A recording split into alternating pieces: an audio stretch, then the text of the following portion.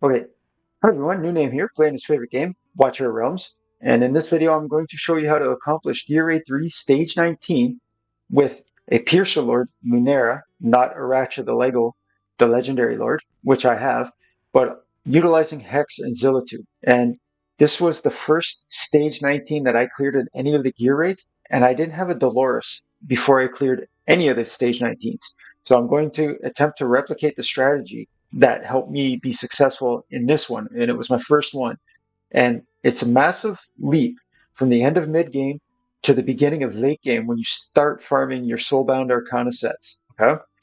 So hopefully it's still up here and I'll be able to show you the practice run that I did and the sets that are the lack thereof that are on the heroes here. Okay. So in case you don't know, if you take your power of dominance off, like you see here, and you have a decent clear time, you would get yourself into the recommended lineups.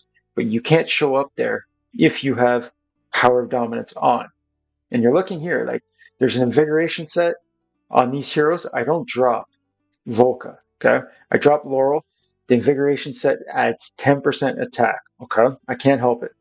But if you want to see, like I'm not bringing anything spectacular here. These are all items that you're able, like the Asclepius set or whatever. You can get that from this stage, okay? So my Idril, you'll be like, well, they're all, ancient items. Yes, but you can farm these ancient items, including something that has a attack bonus instead of crit damage, okay? So Hex, you're that same thing, okay? Not even a main stat, okay? He's under 15k. Okay, I can easily build these heroes that it would blow your mind how easy this stage actually is once you've farmed it for a bit. All right. So sorry about that. I didn't mean Maul. I meant Zilla 2. Zilla 2 doesn't have anything. Okay, she's maxed. I can't help that. Okay, but I'm bringing a hero here called Laurel. All right, and oh, here, just so the full transparency, here's Brienne in her poopy set. There's no, like, she's got 25% more attack. She has 9k attack as an epic, and she's only a 5-star. Or sorry, level 50. The reason why you bring Laurel, and I'll show you over here, is once you get Laurel to her 5-star promotion, she's going to give somebody who's in the range a 50% rage boost to their meter. And why that really matters is even during the ultimate, while they're in mid ultimate, okay, it counts and it'll fill the rage bar. As it said, with the restoration of 50% of the rage cap upon death. So if you pull her off the map, it still counts. So Idril, if you have an A5 Idril like I do, she gains 3 seconds additionally to her ultimate for every enemy she kills during her ultimate. So while heroes are in their ultimates, they're generating rage, meaning that if you drop Laurel, they have 50% rage plus whatever rage they would normally generate during their ultimate. So if you're well geared and well timed, you can actually have it so that Idril is always in an ultimate in Gear Raid 3 Stage 19. Okay? So I don't want to show you an overpowered fight. I want to show you something that this is essentially, instead of Brienne, I used Razak. But this is the exact lineup I had when I first cleared it. I got Hex on his 10 times banner. I was very fortunate. All right. Volca, you bring her as an A1 hero so that there's a 25% reduction time in the res timers of your heroes. Okay. So just in case you don't know, this boss is just like the Calypso fights in the campaign. Whoever your last place platform hero is becomes the target of the boss's trident. All right. So Idril's my main damage for the entire map. Okay. But she's mostly going to sit on the boss. So I put her down first, then her buddy Brienne. And the idea is that you kill these mobs before the boss spawns. Then you'll be like, well, yeah, but how are you going to deal with this big ugly one over here? Right? We all know about this big ugly mob. Right? We don't want it. We hate it. We don't know how to deal with it. If we don't have an invisible hero, it's like there's no chance. Excuse me. So that's where Idril's ultimate comes in. Okay. So now I'm going to stick down Zilla 2. And Zilla 2, in case you don't know, gets a 20% bonus to damage on heroes that are enemies that are blocked. Okay. And this boss counts as a blocked enemy into Zilla 2 if you put her at this front tile. Secondly, she's also going to absorb any kind of the exploding bum bugs if your heroes can't kill them in time. So notice how I've put Maul down. The next trident that comes out is going to hit Maul, but I've purposely built my Maul so he can absorb two.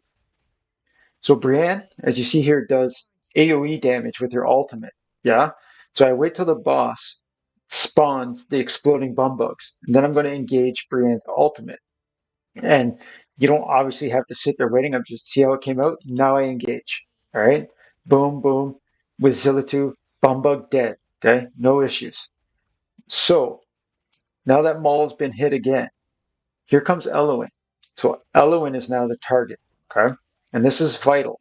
You want your Maul out there so that his ultimate is up almost as soon as these guys finish spawning in. Okay.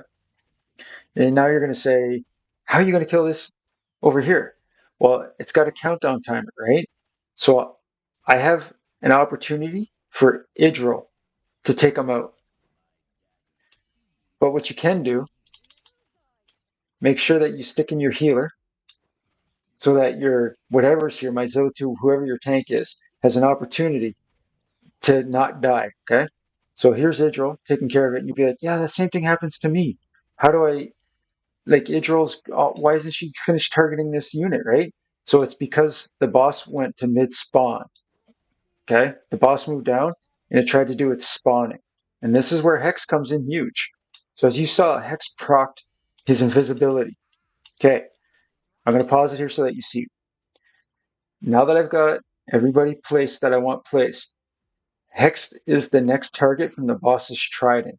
All right, I want Laurel down so that he gives 50% to Idril.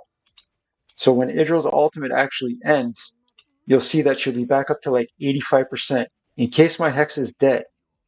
However, I don't want the boss to hit Hex. So I'm going to drop my Luneria now, who is covered by Vortex. And the boss is now going to throw Tridents at Luneria. And you're seeing Hex here doing his job, right? You hope that he doesn't die. And you say, please don't die, Hex. Please shoot faster, Hex. Come on, Hex. Thank you, Hex. Okay? So what's going to happen now is hopefully the boss will two more spawns and then it's completely dead. If I put on proper gear, like I only need Idril, okay? There's nobody else really needed for this fight. I'd stick my Silas here. This match was already over.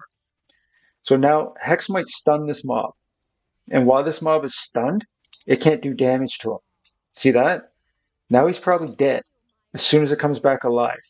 But he stunned it again. So people sleep on Hex as stunned. See how strong that is? See how he kept stunning? And that's how I was able to complete it for the first time. I got good RNG like that. So now I can engage Hex's ultimate so that he can take care of this pack of mobs up here, right? And Idril's ultimate now comes into play. And you'll be thinking like, yeah, but why don't you bring a Dolores? You sure can. And I really suggest that you do bring a Dolores. But I want to show you how this is possible without her with the correct strategy. And yes, I have strong units, okay? Obviously, Hex, you'll be like, he's not free to play, whatever. I was fortunate enough to get a Hex. So, that is one way for you to clear GR3 Stage 19 without a Dolores and without a Ratchet.